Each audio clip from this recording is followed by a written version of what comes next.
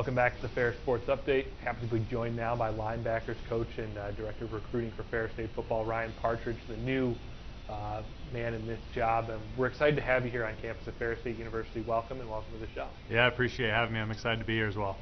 Obviously, things very different, but as we talked about with Kurt Westendorf with women's basketball a little bit earlier, I have to imagine for you it's nice to be able to have something to look forward to in the midst of the world we're presently in, being able to come to a new job and find a new place.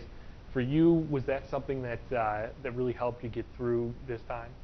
Yeah, I mean it's nice to be, have time to build relationships with the players, build relationships with the coaches and athletic staff. So, it's been nice to just have that time to get to know people.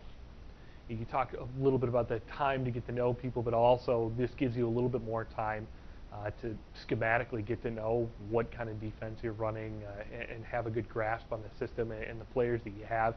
Is that maybe another positive you have in this time, looking forward to when you finally get to be on the sideline? Yeah, there's no doubt. I mean, more time in the film room with Tesfa and Coach Hodge, and unfortunately we can't get with the players in the film room yet, but it's nice to know the ins and the outs of the defense, and you learn a lot on the field too. So it stinks that we can't do that, but it's been good, and we're going to have a whole year of tweaking this thing and making it perfect.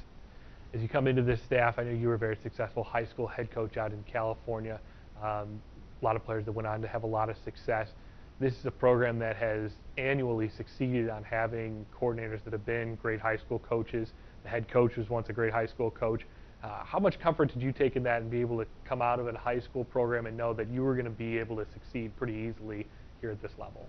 Yeah, I mean, after meeting Coach Anise, and his philosophies are a lot like other high school coaches, and it's we need to take care of young people, and there's a lot of comfort in that coming here.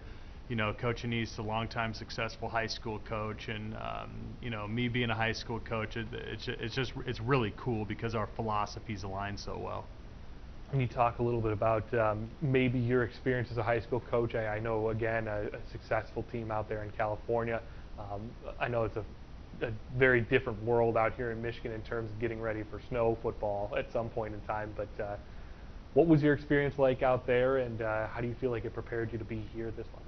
Yeah, I mean, I had a lot of great players out there and guys that moved on to college football. So I know what a college football player looks like and a successful one.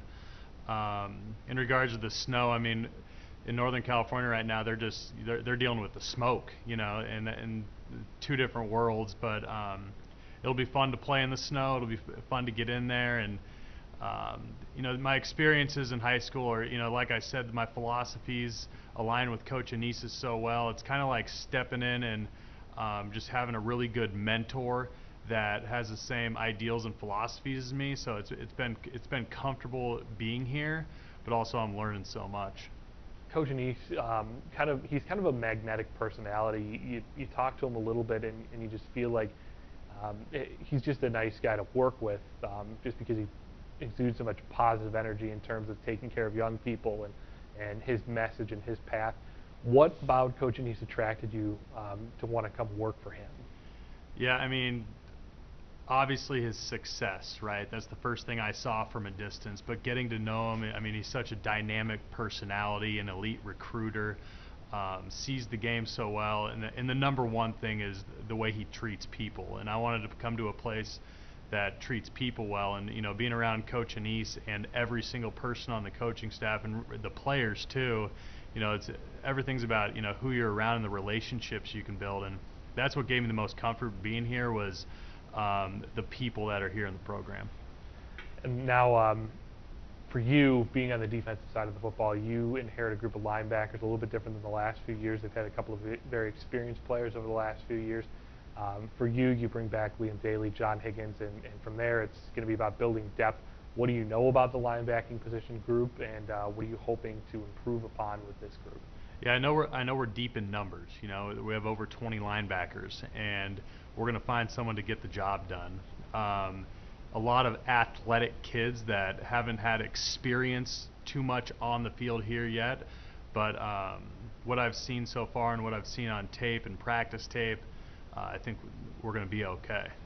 On the defensive side of the football, Coach Anise has had a hallmark for being an offensive guru in his time here. And initially, there were some 66, 56 games his first few years, but the last few years, he's been pretty stingy on the defensive side of the football. What kind of defensive football are you going to be preaching to your group? And I guess the team between you and Tesfa and Coach Hodges, what do you preach to the defense as a whole? Yeah, I mean it's a unique style of defense, which is really good. With my linebackers, it's going to be fast, fearless, and physical, and that's what I'm going to be preaching to them. We're going to be fundamentally sound. We're going to be aggressive, and we're just going to be ball hawks, run to the ball, and make tackles. We got to be a great tackling team. The GLIAC is annually a very, very good conference. Always a lot of tough teams, especially near the top. What do you know about the league, and how do you think that prepares you for maybe what could be next as soon as you get into the playoffs, hopefully? Yeah, I mean it's the league play. It's going to be difficult every week, and we're going to break that undefeated record that's here on campus with, I think it's 29 games in a row, but playing in the GLIAC just sets us up for the playoffs, and the ultimate goal is winning a national championship. But GLIAC is great football, and Ferris has been the leader in that, and I'm happy to be a part of it. As a part of this program now, obviously the expectations go from trying to win a high school state championship in a place like California, which is tough, to trying to win a national championship here at Ferris State. I think that's pretty much the only goal anybody has in their minds anymore here with this football team. What kind of pressure does that bring for you guys on the defensive side of the football, and also recruiting? Yeah, I mean it's just an honor to be a part of this, and I don't think that it's pressure. There's expectations, but if we create pressure in the coaching staff and the kids feel it, Coach Anise just preaches. His number one thing is have fun, So we're gonna just continue to build relationships with the players, and they're gonna play hard for us. We're gonna go win a national championship. Well, Coach, welcome to Ferris State. We're very glad to have you, and we're very excited to see what you guys can accomplish once we finally get underway here. Thank you so much. With that, that'll do it here for the Ferris Sports Update. I'm your host, Harrison Watt. Reminder, you can check out Ferris State Bulldog Athletics at ferrisstatebulldogs.com.